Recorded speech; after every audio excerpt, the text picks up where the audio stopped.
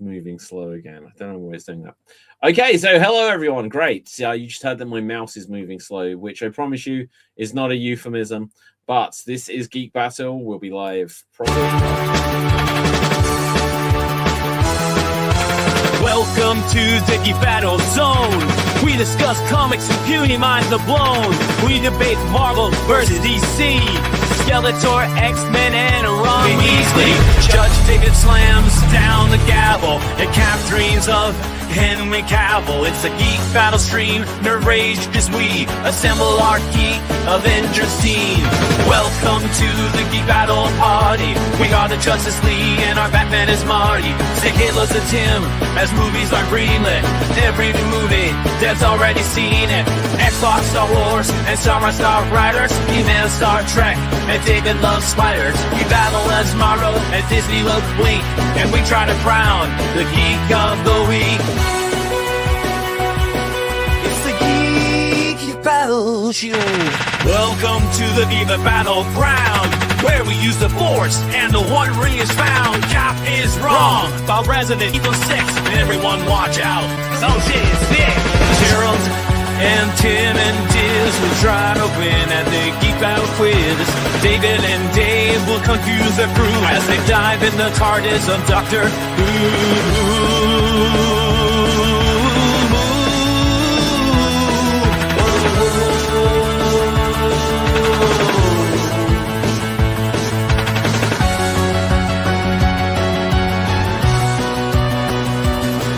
It's the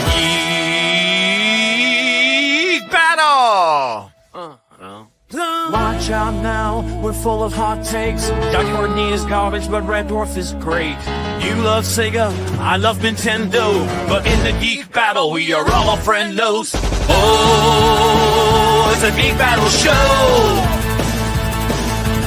Oh, the Geek Battle show. It's a Teenage Mutant Ninja Geek Battle show.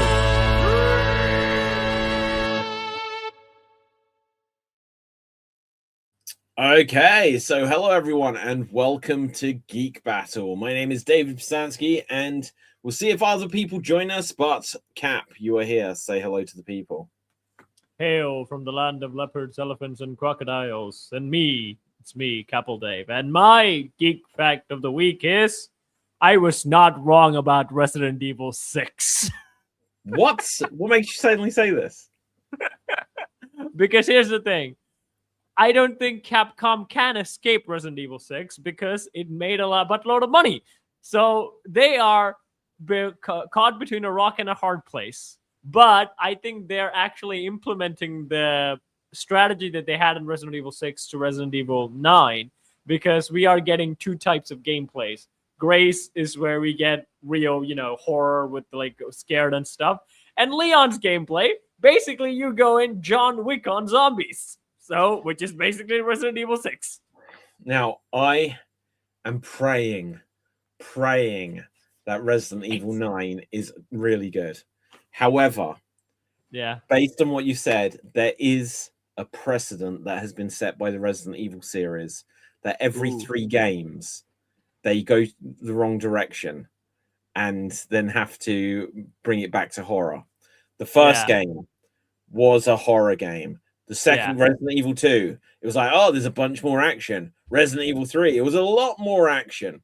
Then they were like, Resident Evil 4, it was more action, but it was also horror. Resident Evil 5, they were like, no, we don't need so much horror. Let's give more action. Call of Duty. Resident Evil 6, it was just action, baby. Then they were like, oh, we need more horror. Resident Evil 7, horror.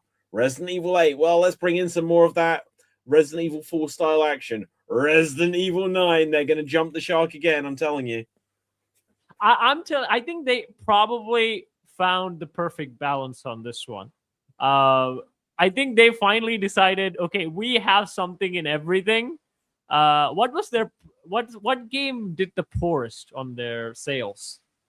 Which game was the least sold? What, of the Resident Evil series? It was probably Resident Evil 1 Remake for a very specific reason. and that was because they launched it on the Nintendo GameCube, whereas up to that point, most of the series had launched on PlayStation, and so like Capcom have had like a weird history because they did 1, 2, and 3, and they were like PlayStation original games, but then they did the game Code Veronica, and it launched on the Sega Dreamcast, and then a few months later they had to put it on PlayStation. But then they announced that Resident Evil 1, a remake of 1, 0, and 4 would be exclusive on GameCube. And by the time that they'd released, well, probably 0 did worse than 1, to be fair. And then by the time they got to 4, it hadn't even come out, and they're like, we're putting this on PlayStation because they wanted sales. They wanted sales. So far, their only mess ups are when they were like playing with a platform, not with gameplay. No, they've had a lot of other mess ups, I'd say, and that's usually the spin-offs. So yeah. So Resident Evil Survivor, Resident Evil Dead Aim, Resident Evil Reverse, and I'm trying to think what the other one, like Operation Raccoon City, and there's another one in there. I can't remember. What was another one that was like a shooter? Operation Raccoon City. Talking about the? Are you talking about the one with 4? No, Umbrella Corps. I've not played that. It's garbage. It's garbage. It's literally just garbage. To be fair, I've not played all the Resi games if it doesn't have Leon in it. So I keep in touch with the lore, but I tend not to play if it doesn't have Leon in it. So have you not played Resident Evil 5? No, I just looked at the lore and went, nice. I'll tell you what though, Resident Evil 5, people give it a lot of hate nowadays, but it's a better version. It took the core of what Resident Evil 4 was, didn't really have any puzzles, to be fair, and so that's where it lost kind of like the atmosphere. It was all about action, but it was like a more refined version of Resident Evil 4, and I think it was. It's infinitely better than Resident Evil 6. They just took Resident Evil 6 in a different direction with the gameplay. Yeah. No. I think of any Resident Evil game you've never played, Resident Evil 5 is probably one that I could play it anytime and have a good time with it. I would say that I had the same experience with 6. Like, I think I played 6 like 4 times. Well, yeah, but like, so you probably enjoy. But you've played 4. You've played the original 4, haven't you? Yeah, I played that one. Okay, too. So Resident Evil 5 is a lot more closer to Resident Evil 4 than it is to Resident Evil 6. It's worth playing. It's just simply worth playing. Now, there's Resident Evil Revelations, which I'd say is kind of missable. It's really, really missable. The funny thing about, again, ranting about 6 is that 6 kind of gave a mixed sort of gameplay, which I enjoyed. So I played Resident Evil 6 like all characters. The most horror I felt was Ada, because Ada was alone. That's the only character who's alone in the game, and that's where the most scary thing. Leon's game, even though it had horror in it, it wasn't really that scary because like you're always with Helena, and Helena always revives you when you're about to die. I think the deaths are pretty. So this is what they got from Resident Evil 5. Resident Evil 5 was the first one because they've got Chris and Sheva, and the whole time you suddenly you hear Sheva, "I need help," or you'll hear, if you're playing a Sheva, you'll hear Chris being like, "Oh, help me," and you have to rush over and heal them before they just ruin your game. Oh my god! So it's so much better when they then went back to like do 2 remake and 3 remake. They're like, screw having a second person with you. Split them up. Split them up. Although I would say I think Resident Evil 6 weirdly is a good couple game. There are multiplayer involved, so you can play with 2 people. I think it's a fun thing if people want to do that. Boyfriend, girlfriend, you can play a game. But the best thing about, I would say, again, the mix of styles where I really enjoyed. Chris's game is a lot of fun because you get to play as Pierce, not as Chris. I would say Chris's guns were really boring to me, but Pierce's guns were awesome. You really hate Chris Redfield, don't you? I don't. Actually, I love the original OG characters like Chris, Leon, Claire, Ada. They're my favorites. But I would say Chris is, as gameplay wise, I don't really enjoy playing as Chris. And also, I thought it'd be really fun to play. And like, yes, I'm gonna play as Chris as 6. But like, yeah, it just had an AK-47 machine gun. There was nothing different. While Pierce, on the other hand, like a sniper shotgun, which is powerful than the hand cannons that you can get on the grenade launchers, which is weird. Yeah. And then you get Jake. Jake was really interesting, Wesker's son, and I thought they would really go somewhere with it. But I know what they were doing with Jake. Jake was meant to replace Leon. It was very much clear, but it did not work.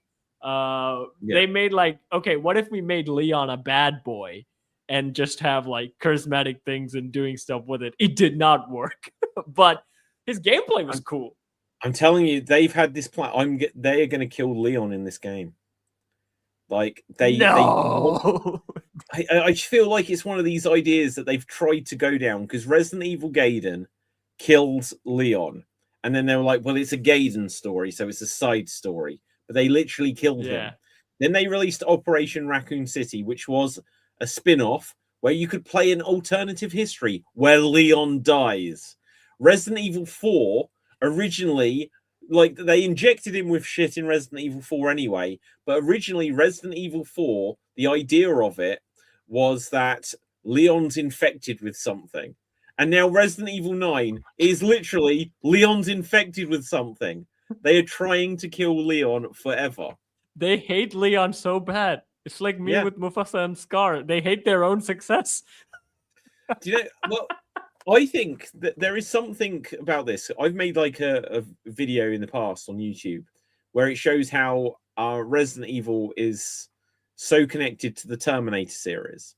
And Leon literally looks like Edward Furlong from Terminator 2 grown up. He is literally John Connor grown up.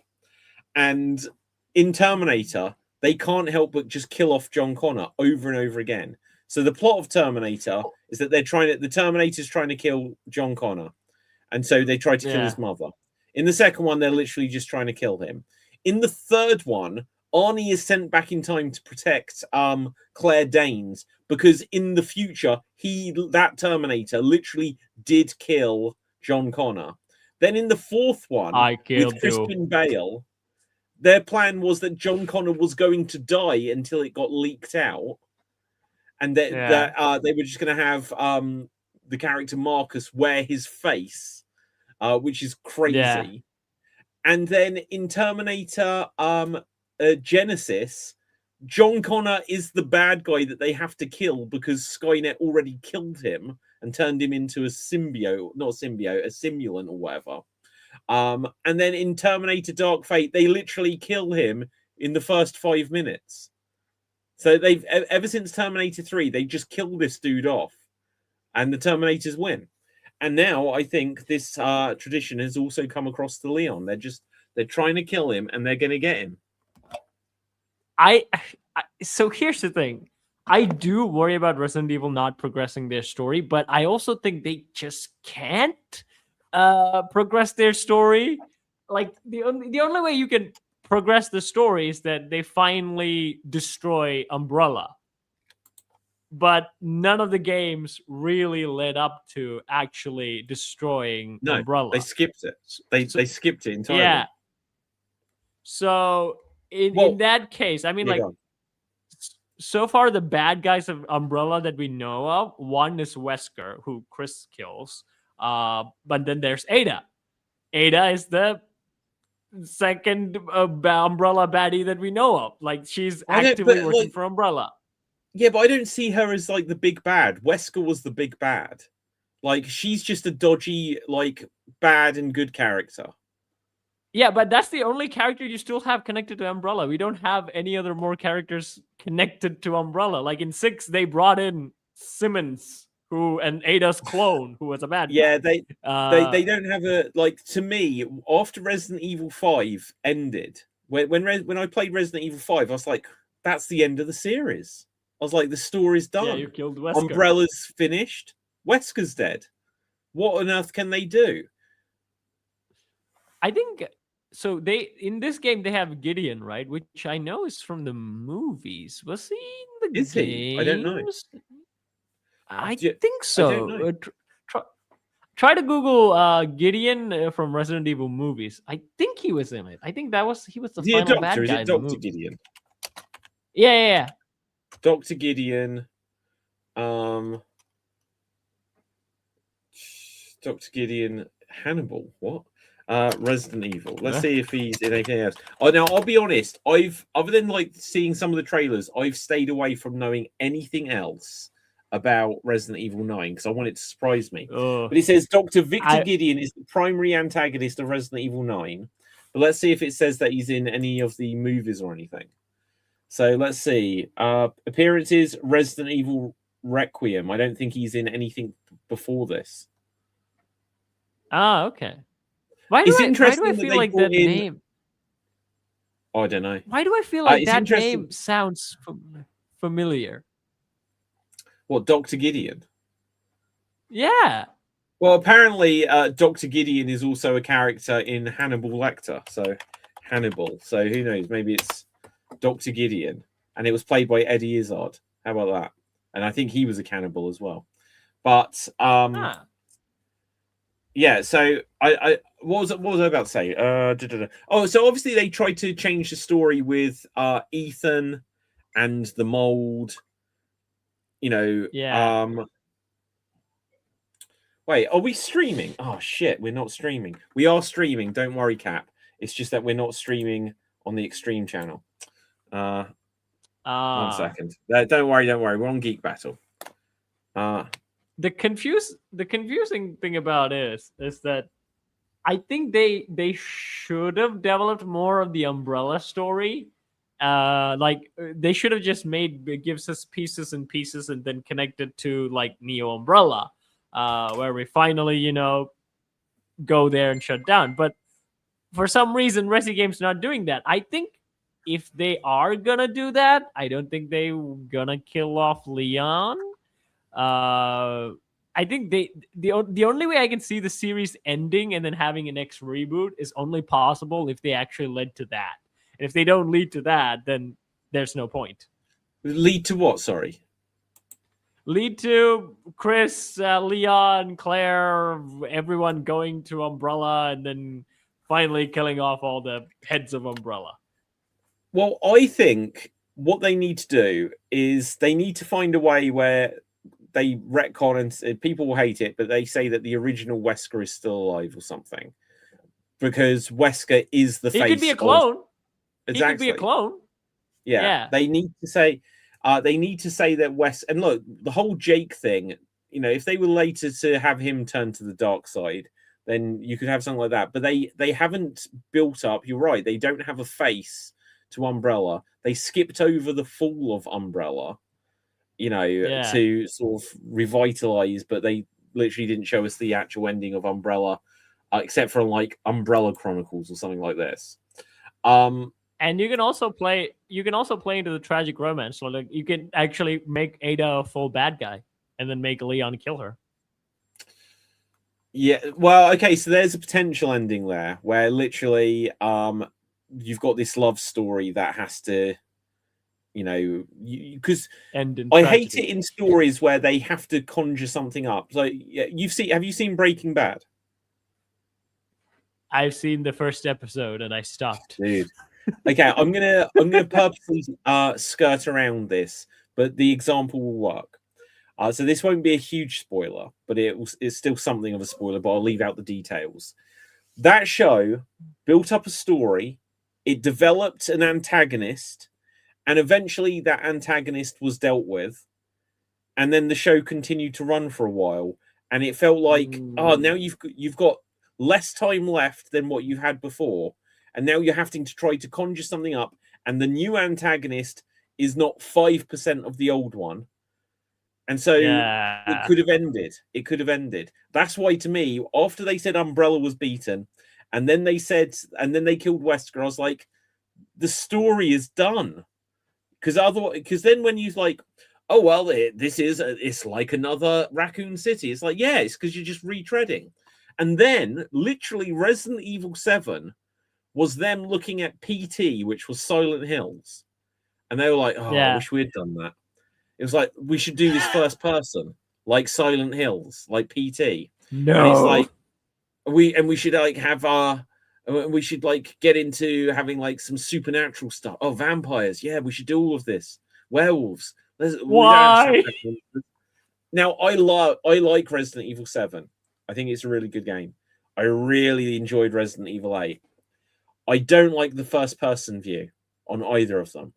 I know they made it so you can play Resident Evil 8 third person, and I haven't actually done it yet. I don't know if they ever did that with 7 though. But now 9, it's like they finished that story with Ethan, but kudos to them. They came up with a brand new story. Oh, and here's the other thing, and I'm going to get onto it because it's in the title of today's episode. The story of Resident Evil 7, where it's you're Ethan, and he's like, oh, what? I forget his woman's name. He's like, oh, my woman's dead or went missing, and now I'm going to go look for her. Is literally exactly the same as Silent Hill 2. Have you played Silent Hill 2? Right. No, I know of it. I haven't played it, but I know of it. Okay, so the movie, I saw it this week, Return to Silent Hill, it is almost like watching a gameplay video of Silent Hill 2, the game, except for they do a bunch of things. Lots of people have really ragged on this, saying this is a bad film, and I kind of agree it is. But the thing I liken it to is the movie Resident Evil: Welcome to Raccoon City, because after all of the Milla Jovovich Resident Evil movies, I was like, well, this doesn't really follow the story of the games at all. When you watch Welcome to Raccoon City, it is basically Resident Evil 1, 2, and 3 condensed into a single movie. And I was like, yeah, that wasn't great. But yeah, they really did Resident Evil 1, 2, and 3, right? Except for what I realized, and I've said this time and time again on the show, is that, the bits that they do that are taken from Resident Evil 1, 2, and 3 are so quick and brushed over that what I'm doing, because I know the game so well, is I'm just filling in the blanks in my mind with what happened in the games.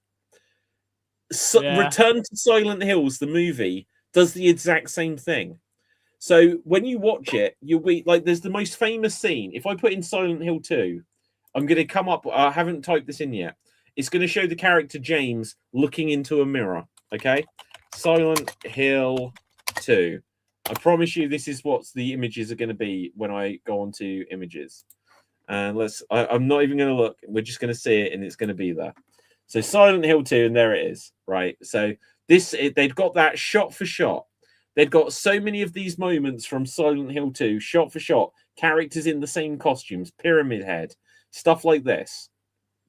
And there's the remake version. There it is again, the looking in the mirror scene, the famous scene from Silent Hill 2. They've got loads of things from Silent Hill 2, but they don't really give you the context of what's happening or why. So you know that this main guy's met a girlfriend out there, and he has some flashbacks, and now he's returning there. But when he turns up and the whole town is just he's not even really covered in fog. It just looks like there's white ash everywhere. He isn't going like, what the hell happened? Where is everyone? He's just walking around and accepting it. And it's like, if you've never watched these Silent Hill movies or played the games, you'd just be like, well, why isn't he questioning where everyone is? And look, a radio starts crackling. That must mean there's a monster nearby. Yeah, in the games they explain it, but in this movie they don't. And it was okay if you know the games, but it wasn't for a casual movie audience. Sorry, go ahead. There's a saying, David. Well, this mainly became of Space Marine 2 came out. So 40K was getting famous during the pandemic and things like that, and it really blew up on YouTube. And then they launched Space Marine 2 is coming out. And then all the normal people who didn't really get into 40K and things like that really wanted to get into 40K and things like that. Space Marine 2 gives you zero context. Space Marine 1 was legit made for like Warhammer fans, and it didn't really give you that much context either, but at least had a normal linear storyline you can follow. But Space Marine 2 is a direct sequel, and you have no idea what the character drama that's going on in the background if you haven't played Space Space Marine 1 or even know about like all the intricacies of Warhammer. But what they did was they're like, who cares? They were like, we're vibing. You are a big tank Space Marine. You are on an alien world, and these are the things that you need to do.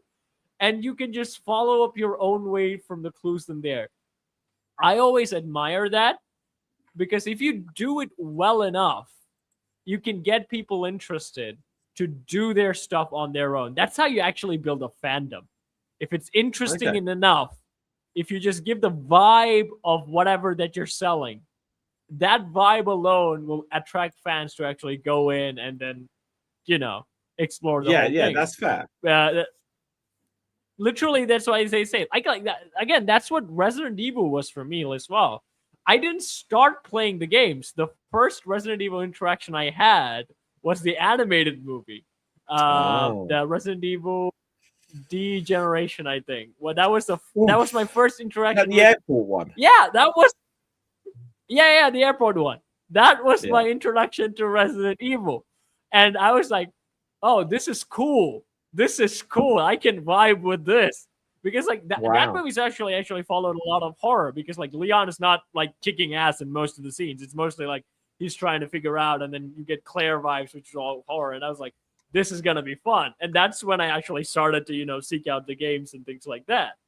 If you sell the vibe enough, you can actually get it. It all depends on how much vibe you have, how much of a good thing that you have that you can actually pull in people. The MCU literally did it. Not a lot of people were comic book fans, but they got into comic books because MCU was just selling vibes. They were just selling vibes, and people were like, yeah, I can get bought on this. Oh, wow. Now,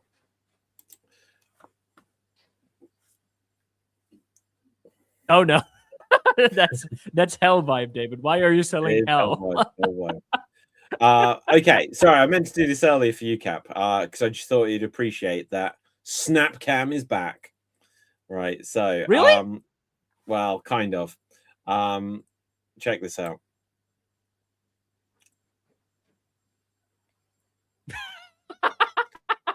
I tell you what, though, it's making everything run slow. How are you doing this? Is it legit Snapcam back, or is it some? No, this is genuinely Snapcam.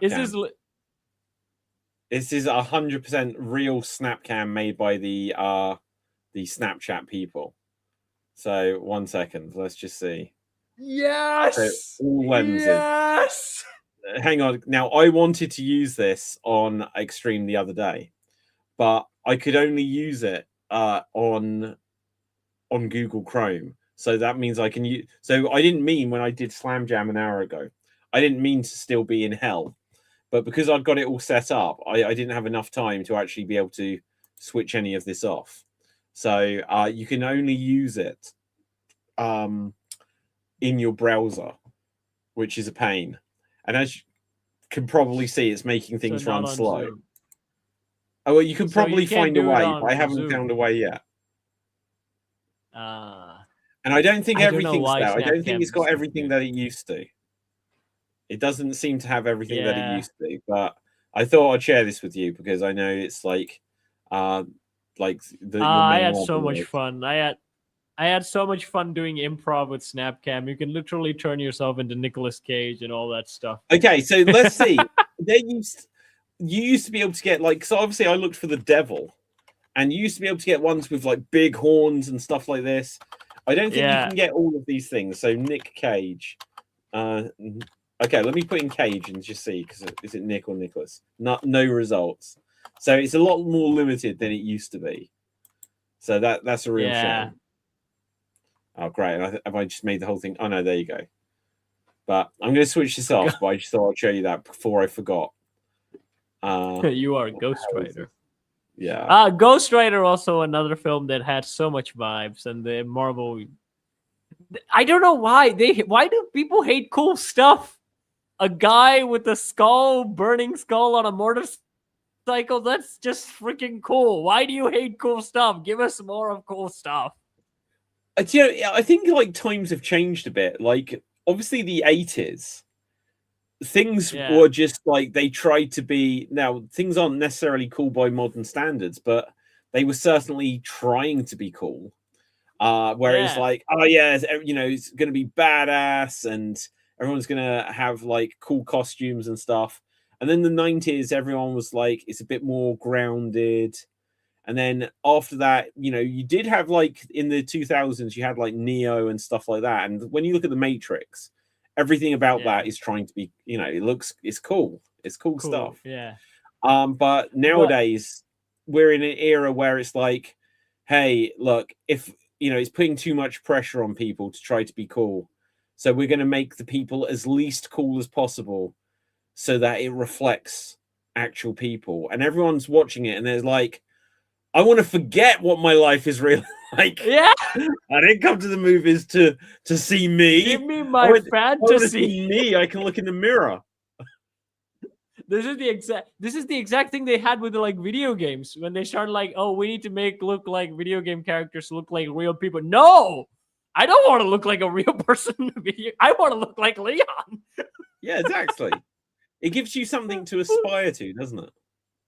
Yeah, I think that's also literally the mindset, because I think there are two types of people, I would guess. One, people would say like, look at something and go, damn, I gotta hit the gym. Damn, I gotta try that new hairstyle.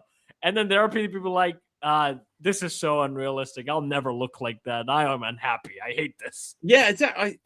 I think aim to be the former rather than the latter, because if you look when I grew up, so this is I'm just gonna say something about like my era stuff. I'd watch He-Man and Thundercats, and I'd be like, I need to get a sword. I need to save people. Yes. Right. And I don't even quite know what it is now. Whereas, like, you watch Doctor Who now, it's like, oh, I need to cry in front of my friends publicly. It's like, what? What? It's like, what? Which one is better? It's like I want to be like the cool one that saves people. You know, I don't want to just be like, you know, let's debrief. Let's, you know. So let's just take deal with the trauma. Yeah. Oh, just hang on. This may be triggering for some of you. Whereas, like, you know, if it was like the 1980s, it'd be like, look at this head of this beast I've killed, right? You know, it'd be great. I think that people have lost the art of subtlety, which again more to real life than anything else. To be fair, like, we don't have like that much like, oh no, I need to process this. There's very rarely real people do that. It's more in subtle ways, more in how we there for each other in terms of like that. But when you look at the old movies, that was kind of the thing.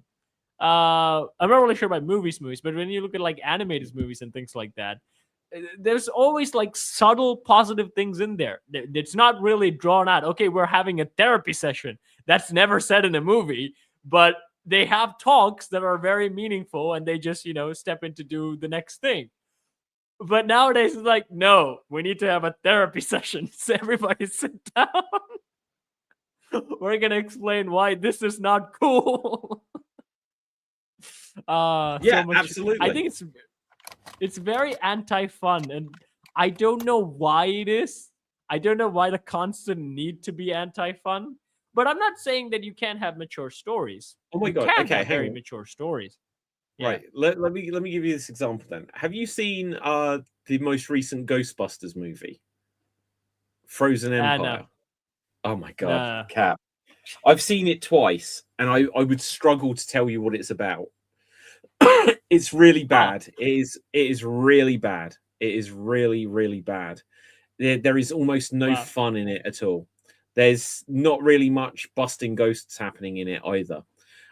It's just such a disaster of a film. The previous one, I can't remember, Ghostbusters Afterlife. I was like, yeah, this is, you know, it's returning to the world of Ghostbusters. Oh, you see Bill Murray and Dan Aykroyd and Ernie Hudson for like one scene at the end, right? And then this new one, they're in it more, but they get no big introduction. They're just kind of in the background of the story. And then for some reason, did you see Ghostbusters Afterlife?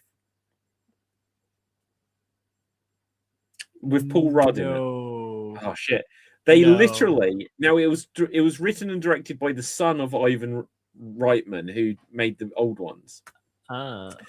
And the idea was that because Egon died in real life, you know Ghostbusters, right? Or am I just talking complete garbage? Yeah. That I've seen for you, David. I went back and saw that for you, David. What, Ghostbusters? Right. Well, anyway, so Egon died in real life. Harold Ramis died, and so they couldn't have him in it. But they kind of used the fact that he's not in it anymore as the launch point for the story, because they had that he was still trying to stop ghosts and had this theory that Zool from the first movie is going to return at some point. Zool, Zool, right? But he created this big ghost trap, and something went wrong, and he got killed. But then you see his family have inherited. Yeah, do what you need. Sorry, I had to sneeze and grab a handkerchief. That's okay. That's okay. But you see that his family have inherited his home or whatever. And it's got the kid from Stranger Things who plays Mike in it. And then it's got this girl. And she's meant to be his successor in that she's a genius. And then they meet some other kid who does podcasts. And it's like, okay, so even though it's Ghostbusters, they've heavily lent into Goonies and Stranger Things for what they're doing. And it wasn't necessarily bad. And then they had Paul Rudd in it, who you'd think would be a natural Ghostbuster. But they kind of put him into the position that he gets turned into a demon dog, like the Keymaster and the Gatekeeper did in the original. Yeah, right? And it was all right. It was all right. And then you had cameos by Ernie Hudson, Dan Aykroyd, and Bill Murray at the end.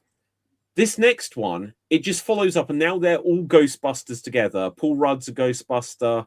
The kid from Stranger Things is a Ghostbuster. The girl's a Ghostbuster. But it really focuses on this girl. She wants to experience what it's like to be a ghost. And so she wants to die. And it's really downbeat. What? Yeah, she wants to experience. Wait, what? She meets this ghost. What? Yeah, I'm kidding you not. I'm kidding you not. Right? She meets this ghost who is one of the only ghosts that looks like a normal person. And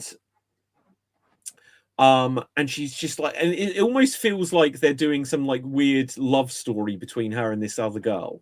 But then it turns out this other girl is just trapping her into killing herself so that she can become a ghost. And everything about it wasn't like seeing people busting ghosts and doing cool stuff.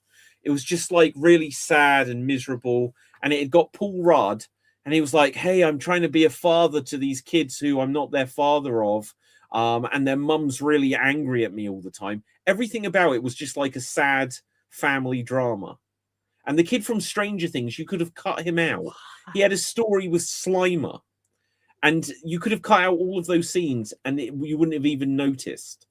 It was such a misfire. Whereas when you go back to the 1980s and you've got Bill Murray, and he's just going up to Sigourney Weaver, or he's doing the thing where he's electrocuting that guy so he can impress this girl, and it's cheeky, it's fun, it's just a different mindset. Nowadays it's I wonder what it'd be like to be dead, and it's just this is really sad. Oh look, here comes Dev. This show is going to end in 15 minutes at the latest, right? But Dev, you are very late. So, how are you, Dev? I'm good, thanks. How are you? Yeah, I've been better. I'm not going to lie. So I'm not feeling quite myself at the moment. That's fair. Yeah. But anyway, I would say, David, there's that I think the 90s used to make fun of this, where people say, I think the emo kids in general, we made fun of, where they go oh, I'm so deep, oh, I want to feel like I'm dead, and we kind of made fun of that for a while, and then I think the 2000 really kind of run with it, making oh, let's explore that seriously. Which I would say, I saw Beetlejuice, the sequel. Beetlejuice? Which is not bad. Oh my god! Okay, hey, did you just hear? Catherine O'Hara passed away, who played she's in Beetlejuice and Beetlejuice. Yeah. Sorry, go ahead. You were saying. Mom has gone. Yeah, Home Alone. Yeah. So mom. what I was gonna say is that what I was gonna say is that so in the 80s, right, the kid is obviously struggling with the parents, but it ran off in a funny way. Like, she's genuinely sad by how the kid's perspective, but outwardly the parents like really doesn't give a care, and it's really dark humor and it's funny. But when you look at the new thing where Jenna Ortega's character, it's like a talk. It's like, oh my god, she's really struggling, you guys. She's really fighting hard to deal with it, and it's not done in like a funny way. It's actually done in a more serious way, where the writer and her mom character, Catherine, again, Home Alone mom, which was again more hilarious in this film because like her lines and everything are done in a dark humor, funny way. So like, no apologies. I am a shit person, but that's no apologies because I'm interesting and funny. I think that's why characters are tend to be more lovable that way, more than being like, let's have a therapy session. But that vibe does kill the mood. It's better to play it off and then have like more subtle moments that are more meaningful than entirely turn everything into a soap opera, because I agree. Soap operas are not fun. So, soap operas are not fun. I mean, they are in Spain. And Mexico. Ay, caramba! Right, they might be in Spain, but but turning everything like losing the element of fun. We were saying that like nowadays, instead of having characters be cool, it's like every character has to be so flawed, and it's just like, and that's okay because we're just going to show everyone that it's okay just to be miserable and not have anything to aspire to. And it's like, I'd rather just see something cool so I can forget my miserable life. That's what I want. What happened to escapism? Yes, true. I have a controversial take about like villains and stuff. About villains? Yeah. Like, especially nowadays, like villains aren't allowed to be unattractive because they don't want to associate unattractiveness with evil. So villains aren't allowed to be unattractive. No, villains. Villains. But okay, so do they have a thing where it's like heroes aren't allowed to be attractive? Is this what's going on? Because they're kind of meeting in the middle. Heroes are generally now attractive. No, heroes now, like villains are now generally more attractive now than the heroes. Yeah. Yes. Yeah. Like Loki and shit. Loki and also Hans from Frozen, who was a hero in the entire movie and then suddenly turns into a villain. Also, like, because of that, the people gravitate towards villains, and it was like, why does no one like the heroes anymore? Because A, the villains are more attractive, and B, they're more interesting. Yeah, and heroes are now whiny bitches. Heroes are now whiny bitches. Yeah, go on, Dave. Every villain has to have a redeeming quality. Like, they can't be purely evil. You can't be a dick for the sake of being a dick. There has to be a reason why they're a dick. It can't be like Who Framed Roger Rabbit and the Christopher Lloyd character who was evil. Who was evil for the sake of being evil. I would say like if you try like the 2000s, right? That Kung Fu Panda, Tai Long, and things like that. They kind of did like relatively good villains with like good backstories. Like they did provide a reason, but that doesn't take away from their villainy. It just kind of added another layer to it. But then cut back to later on in years, it's all about it's just the villains are misunderstood, and some of them are twist villains that makes no sense. Speaking of Tai Lung, have you not heard the rumor of he is actually the Dragon Warrior? Yeah, I've seen that. Because he survived without a single food and things like that, and he didn't just survive; he got stronger. It's like he got stronger. He absorbed chi. It's like Wesley Snipes in Demolition Man, where he goes into prison and comes out learning karate and stuff. It's like that. Yeah. It's sort of like getting better. He got stronger in prison. It makes sense. it makes sense because, like, by all accounts, he was the Dragon Warrior. It's just like Oogway didn't choose him because, like, he thought, this guy wants it too much.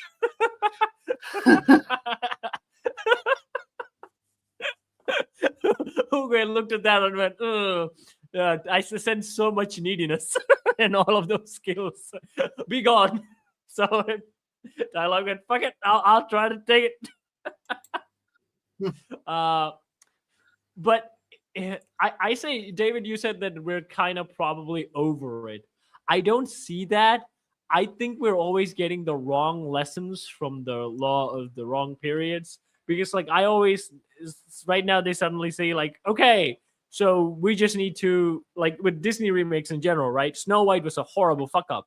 But then Lilo and Stitch was a hit, and they didn't even try hard in Lilo and Stitch. They didn't try. They just casted pretty people, and then it's a CGI Stitch, so they don't have to worry about that.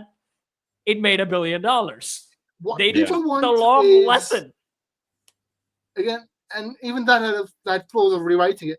All people want from the live action remakes is 1-to-1 story for story remake. Humans. Oh my god! That's actually, hang on, guys. So I've got an example of this. I saw the West End show on stage of Hercules within the last week. Yep. And have you seen? Yes, I have. Yeah. Oh my god! It is like it is the lowest budget Disney stage adaptation I've ever seen. Now, I'm not saying it wasn't fun and the performers were good, but I kid you not, there was one of the ensemble who at the beginning, he's standing there like this, and he is built like the Incredible Hulk. And then they bring on this little guy that was Hercules. And I'm not saying that he wasn't in shape, but he was, I was like, that doesn't look like Hercules, right? He was really small. And then, Hades. So they didn't have Hades in a like gray blue sort of look with his hair being a flame. He was just like a white guy with blonde hair. And I was like, oh, this is a bit weird. Why wouldn't they try to make him look like it? And he's got those two ghosts. They were just like Abbott and Costello. They were just like two little short guys. And they were literally just people. They were just people. And he had no Pegasus in it. Like, and then when they had someone dressed up as like a Cyclops, but it was, like, Hercules, where are you? Come out and face me. And they've got these giants. They're not in it. And instead, what you do have is you have this guy in a Cyclops costume who is literally, just because of the head, it is just like when you get Mr. Blobby, if you know the reference. It is just a man in a costume. And then you get another guy who looks like a giant rat. And I kid you not, it was absolutely one of those costumes that when people dress up as T-Rexes and they'd added some fur to it. But when you looked at the back legs, it still got the T-Rex scales. And it was like showing Hercules do his feats of strength. They had one. Oh, and the biggest thing of all, Phil. Oh, I'll tell you about the Hydra. Phil was just a cool dude. He wasn't short. He seemed legitimate. He was just like a cool dude that ran a bar. He didn't like have little goat legs or a pig face. He wasn't shaped like Danny DeVito. He wasn't, he wasn't whatever the hell Danny DeVito was. He was just, I'll bring up some photos. He was just a cool dude. They took all of like the mythical kind of characters out. And when Hercules speaks to his parents and their statues that come alive, they've got these tall statues. And then the way they light them is that if they don't light them, they look like they're made of stone. But when they light them from within, you can see that their actors stood inside. But the heads up of the statue were here, and then the head of the actor was down there. Everything just felt like they were like, oh, what can we do? But we've just halved the budget, right? And the Hydras, one came up, Meg was trapped, and a Hydra came up with a long neck. And when Hercules cut it, two guys just ran out holding Hydra heads, and their bodies just weren't attached to anything. Like it wasn't bad. I enjoyed it, but everything felt like a pantomime, basically. It didn't feel like big budget Disney. And the thing I said during the interval is like you get On Lion King on stage, when you see Mufasa's face in the clouds, you get loads of people come out with bits of the face on sticks, and then they all work together to make this ginormous 10-15 foot tall puppet. At the end, instead of the giants coming to fight Zeus, they have a big version of Hades, but literally it is just the hands, just his head and his shoulders with no torso. And if you know the reference, it'll look like Andros from Star Fox, where it is just a head and hands fighting you in the middle of space. But anyway, Hercules West End. Hercules. Oh, I'll put West End. Disney sponsored? Sorry? Go on. Was it sponsored by Disney? Yeah, it was Disney. So hang on, look, I'll show you it here. So this is the guy who's, and I don't want to rag on him. Look, he's not in shape, but he is like really small compared to some of the ensemble. He did not look like Hercules at all. And let's see if they've got some of the, if it shows you the ensemble here, because I think this isn't from the West End version. Oh, he's heading to the West End, but the guy they'd got playing Hercules just didn't look like Hercules. The guy that was playing Phil didn't. Let's see if I can find the West End show. Let me go onto the actual website for it. Yeah, he just didn't look like him at all. So anyway, whilst I find this, we're gonna have to wrap things up in a minute, guys. But anything else from you guys before? Wonder Man is weird. Oh shit, I haven't seen it. Is it okay? But I was going to ask you, is it any good? But I'm guessing it's weird. Good but weird. Is it? And Marvel's like not promoting it at all. Why is okay? So maybe it's because it's weird. What makes it weird? For it, it's meta. It's really, really meta, but like not in a Deadpool or a She-Hulk way. It's a show within a show within a show. A show within a show. Yeah. It's about this director making a movie about his hero, when the actual hero also exists to the side. And that's why they acted for Mandarins in it. That's weird. Oh, what, Trevor Slattery? Yeah, Trevor Slattery. Wow. He's an actor in it. And the president from Superman is the director for Wonder Man, like in the universe. That's weird. And some of the, like, one of the characters will be in Brand New Day, the new Spider-Man. Huh. And I just realized, like, in 2 months or 3 months, we're getting the new Mario. What, the movie? April. Yeah, it comes out in April. Wow.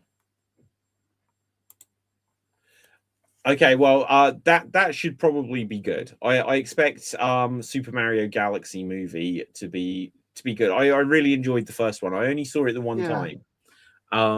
They're taking elements from Yoshi's Island and Yoshi. I just can't get over. Go on, Cap. I just can't get over Chris Pratt. I just can't get over Chris Pratt's voice acting. I'm sorry. No, I agree. I hate him. Yeah. I mean, I didn't used to hate him, but exactly. I didn't used to hate him, but when he became the Pedro Pascal of the animated movies, I started hating him. Okay, what is this phenomenon that you get nowadays, where Pedro Pascal, everyone's like, "Oh, this dude, he's so cool," and then people are like, "Nah." Taika Waititi, people are like, "Oh my god, his movies." Now they're like, "Nah." And Chris Pratt, he's falling into that same area as well. Because people saw Taika Waititi's first attempt, which was for what's the one before Love of Thunder? Ragnarok. Yeah, they saw for Ragnarok. I said, "Oh my god, that was good. Taika should do every single Marvel movie." And then it turns out that it was like Vince Russo. You need someone there to act like a sounding board to tell him some things are bad, rather than give him complete control and ruin it, like Love and Thunder. Right. the more control they have, the worse they are. And overexposure as well. Also exposure too much exposure is not a good thing. If you're going to be like a big star, it's best to appear on the biggest things just for a while and then just disappear. Yeah. If you're constant, does, for example, Tom Cruise, it's like he's in a Mission Impossible every 5 years, and that's it. He does occasionally. Brad Pitt. Other things, right? Like he did, because like in between Mission Impossibles, he's done like Reacher, he did Top Gun, but like he's not all the time. Whereas Pedro Pascal, it was like he's in The Mandalorian, then he's in The Last of Us, he was in Wonder Woman. Now he's in Fantastic Four, and a lot of those kind of cross over to the same fan base. Yeah. So it isn't. It's like, okay, so what? You were in Wonder Woman, so you're in DC, and now you're in Fantastic Four, and you're in Star Wars, and you're in this video game adaptation, right? So there's a lot of crossover of like the fan base there. There's only one person who's managed it, and that's because they spaced it out. Chun-Li from Street Fighter. Chun-Li from Street Fighter. The original Chun-Li from Street Fighter. That was in Mulan as Mulan. Okay. The animated Mulan. She was in a live-action Mulan as a cameo. She was in Marvel as Melinda May. And she was in Star Wars as Fennec. Who was she in Star Wars? Fennec. She was the Boba Fett's henchman. Yeah. His wife? I don't know. It was weird. It was weird. Yeah. Damn, I did not know that. Right, that's crazy. Okay. I would have said that she was in Young Sheldon too. He's never acted again. I did not know she was still in anything. She was Mulan. She was Mulan. Okay, well, look, you do get people, like, I've had a theory for a long time that you kind of, as an actor, if you end up in something big, you need just one more big thing to still have a career. So if you look at Biff from Back to the Future, that's all he's known for. No. Fun fact, that is not what he's known for, because he's the main character in Legends of Tomorrow. Yeah, no, that doesn't. Legends of Tomorrow, that's a CW show. That means nothing, right? David, Legends of Tomorrow exists purely to bring in nostalgia bait actors who don't have a career anymore. That's all these CW. David, that's literally true, because again, one other big thing, Brendan Routh was in Superman. What was he in next? Exactly. Legends of Tomorrow. Exactly. And it's so, but look, when you look at it's like, oh, Dean Cain, he was Supergirl's dad or something. And who was her mum? Yeah. Oh, it was the woman that played Supergirl previously. You know, Dr. Swan, it was Christopher Reeve. And now his assistant was Margot Kidder. It's like all these shows, they just bring back the nostalgia people. You know, but what I was going to say is, so like you get Sylvester Stallone, he's Rocky, and then he's Rambo, a fool. Now he can do some other things as well. You know, you've got Arnie, he's Conan the Barbarian. Oh, and he's the Terminator.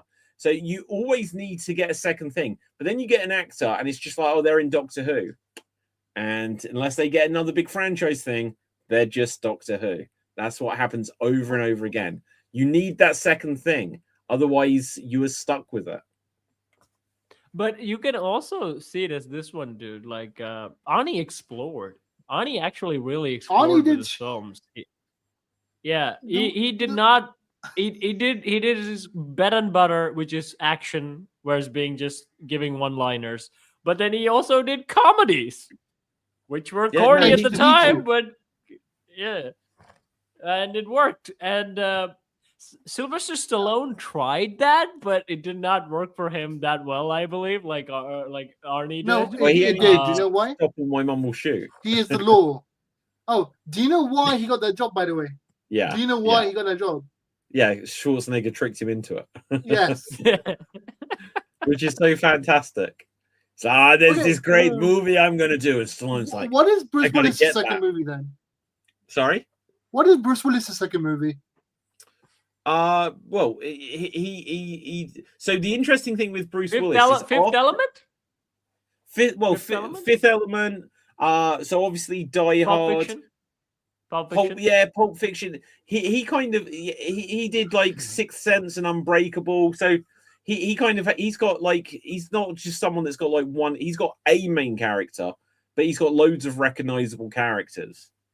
So he's kind of got like this career. But when you get someone that's just where one thing just overwhelms everything else, then that's all they are. Tom Cruise is too. Brad Pitt has multiple. DiCaprio has. Brad Pitt's got loads because he was like in Seven. He was in 12 Monkeys. Well, Bruce Willis was in 12 Monkeys. Brad Pitt. Okay, but hang on. Look at Keanu Reeves. He would have. So look at Keanu Reeves. Look at Bill and Ted. So one of them goes on to be Neo and is in Speed and is John Wick. The other one is just the Bill and Ted guy. He's a genetic. Yeah, and then look at Wayne's World. One of them, forever, he is Garth. The other one, he is Shrek, and he is Austin Powers. And so once you've got those 2 or 3 things, it just means that he's Mike Myers. Mike Myers. Oh yeah, he's Shrek. He's Wayne. He's Austin Powers. The other one is just Garth. He isn't even his real name. There's this phenomenon, and there will be exceptions to this rule. When you get Johnny Depp, then he is Captain Jack Sparrow, but he is also Edward Scissorhands. Johnny Depp is inhuman. He's a chameleon disguised as a human. He's also Willy Wonka, So he's got multiple characters. I do have to ask this question, Depp. Is Johnny Depp really that good of an actor, or does he play himself in every movie? He's a really good actor. No, he doesn't play himself in every movie. He plays British people in every movie. He's always got some variation of an English accent. So have you seen From Hell? Yes. Have you seen From Hell? Oh, yep. That is such a good movie. So it's the Jack the Ripper story. So true story. They put their own spin on it, and it's based on, I think, a particular narrative about the Jack the Ripper story, and then it may be an adaptation of a particular graphic novel. But he plays the lead detective Abeline, or whatever the character's name is. And so he's in that. He's in Sleepy Hollow with his. I think he's got an English accent in that. He's got his Sleepy Hollow was peak. Sleepy Hollow was peak. Sleepy Hollow is a great movie. Christopher Walken as the Headless Horseman. I tell you what, the one thing that's a shame about Sleepy Hollow is if they'd made it even 5 years later, it could have still been just as good, but it would probably have just a bit more grit to it. Whereas when you watch it, it does have those same vibes of like The Mummy and that late 90s kind of. That's why it's awesome, David. That's why it's awesome, David. all of those kind of movies around then, they were like, oh, it lasts an hour and a half. It's not that, it's got some gore in it, but it's kind of just like formulaic for that era. Yeah, but that was cool. Like Mummies, Van Helsing, and then like the Tim There's Burton some other stuff in that era. I can't think quite what it is. That was a vibe. Like, even that's why I'm like rewatching like old stuff. I'm watching Grimm, which was a 2000 series. It has that vibe of like the stuff I really liked when I was a kid, because like it is from that era, and I was like, yeah, like hello. It got a smaller. It got a smaller version of Brendan Routh. It got the urban fantasy with all the mythical creatures in it. Like it has that vibe. Go on. Speaking of like actors that play the same character or play themselves, as much as I like him, Ryan Reynolds. Oh my god! Yeah. Okay, he's reaching the saturation point. If he isn't Deadpool, like when he played Detective Pikachu, I was like, this is just PG Deadpool. It's the exact same character. And then was it Free Guy? Yeah. And it's like, you're still just coming across the same. And then when he had a cameo in the Fast and Furious movie with The Rock, and it's like, you're playing it still in the exact same way that you speak as Deadpool. That is because that isn't Ryan Reynolds. That's Deadpool playing Ryan Reynolds. Well, yeah, maybe. That makes sense. Deadpool's been playing Ryan Reynolds since birth. Or every other time he tried, that movies probably didn't do so well. No, so he thought Deadpool does so well, so I'm just going to be Deadpool on everything. I do this thing. Yeah. You know how I watch every single John Cena movie, right? I watch every single Ryan Reynolds movie as well. Yeah. Oh my gosh. They're the same character. Did you watch the one with the? I would say my only differentiation of him I can think of is that that movie that he played with he had schizophrenia where it's like a talking cat and a dog. No, even That's then the it was only him. one That I could sounds say. like that sounds like Deadpool. Yeah, and what was it? Okay, was he any different in If? He was in If, wasn't he? Imaginary Friend. No, Yeah. same. Oh man. And he's my favorite actor, and like, but he is more one note than The Rock is. One. Okay, that's interesting. So if Ryan Reynolds is your favorite actor, Dev, Cap, who is yours? But also Dev as well. Who's your favorite actress? Okay, so and I'll come up with who I think mine are. So genuinely, my favorite actor before Ryan Reynolds would have been Raul Julia. What Adam's Family, Street Fighter? What else did he ever do? Street Fighter, and like I watched a bunch of his stage stuff as well. Like his theater work because of the documentary, and it's as good as the Street Fighter performance was, you can tell the cancer really like nerfed him. He was so much better when he was healthier. Like, do you know what? Bison they were generally was him at his weakest. If that makes sense. Okay, Cap, do you have a favorite actor? Like my favorite actor, I'm probably going to end up saying somewhere between Gene Wilder and Arnold Schwarzenegger because I enjoy their movies. Ooh. Good. Actually, good. Not sure about Arnie, but Gene Wilder's good. But Arnie, I can say as a kid star, you would have loved Arnie. Yeah, there are definitely like if I could only watch Arnie movies again, like it'd get a bit like be like, oh my god, what have I chosen? But I'd be like, every week in between whatever else I watch, I could put on Twins and Total Recall and Terminators, etc. And I'll be like, I'm going to have a good time for the next 2 hours. It'll be great, right?